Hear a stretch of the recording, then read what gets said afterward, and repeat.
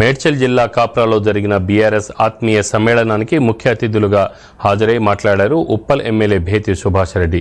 పేరుకు తగ్గట్టుగానే ఉప్పల్ నియోజకవర్గాన్ని మొదటి స్థానంలోనే ఉంచామన్నారు. ఎన్నో అభివృద్ధి పనులు చేశామని, ఇంకా చేయవలసిన అభివృద్ధి పనులను మళ్లీ తమ ప్రభుత్వం అధికారంలోకి రాగానే పూర్తి చేస్తుందని ధీమా వ్యక్తం చేశారు. బీఆర్ఎస్ కార్యకర్తలందరూ ఐకమత్యంగా ఉండాలని కోరారు.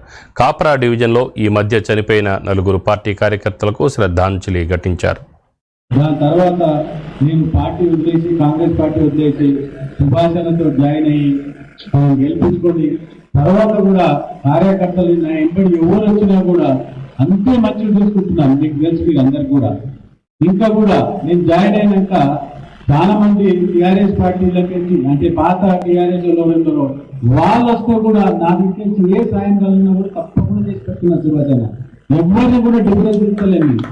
మీకు తెలుసు, నా ట్రస్ట్ ద్వారా కానీ ఎడ్యుకేషన్ పరంగా కానీ ఎవరికి ఏదైనా హాస్పిటల్ ఉన్నా కానీ ఏది ఉన్నా కూడా అటెండ్ అవుతున్నా. నేను ఏ రాత్రి కానీ పొద్దున కానీ ఎవరు ఫోన్ చేసినా కూడా వాళ్ళకి రెస్పాన్స్ ఇస్తా. నాతో అయిన కాడికి చేసి పెడతాను.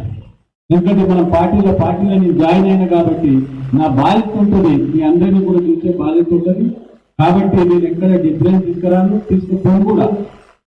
ఎందుకంటే ఎన్నో రకాలు ఎన్నో మాట్లాడుతుంటారు. కేసీఆర్ ఇస్తున్న సందర్భంగా దాన్ని కూడా 10 కోట్లకు ఎస్టిమేషన్ చేసి పంపించాం. కరెక్ట్ గా తొందరలో మరి అడ్వాన్స్ పంపించాం సీసీఎల్కు. అక్కడి నుంచి వచ్చిన తర్వాత 10 కోట్ల రూపాయలు కూడా శాంక్షన్ వస్తే మీరు ఇచ్చిన బట్ ఎక్కడెక్కడ అవసరం ఉందో వాటి అన్నింటి కూడా తీసుకుంటాం. కాబట్టి వాటిని కూడా తొందరలోనే పెట్టుకుంటాం అని చెప్పి తెలియజేసుకుంటాను. మరి నా సిడిఎఫ్ ఫండ్ ఉంటుంది 5 కోట్ల రూపాయలు. దాన్ని కూడా గతంలో వచ్చినప్పుడు స్కూల్లో పెట్టుకున్నాం.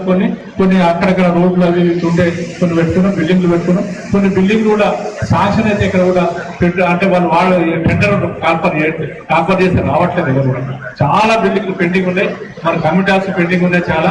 వాటి టెండర్లు వచ్చినాయి కూడా మీకు లిస్ట్ ఇస్తాం. ఆ టెండర్ కాల్పర్ చేసుకున్న ఇమీడియట్ గా టెండర్లకు వస్తే ఎవరే కానీ వాటికి ఇచ్చే ప్రయత్నం చేద్దాం. తప్పకుండా బిల్డింగ్లు కట్టించే ప్రయత్నం చేద్దాం.